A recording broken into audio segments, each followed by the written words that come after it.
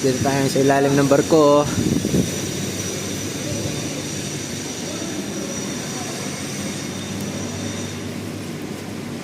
Sama natin si Sir Third Mate. Palikpik. Ang palikpik ng barko. Saktong-sakto lang sa karo. Saktuhan lang. Bagong kabit ba to, sir? Oo?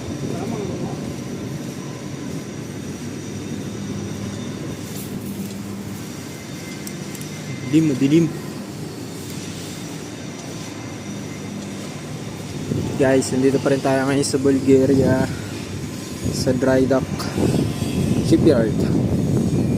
Punta tayo sa shipyard for dry dock.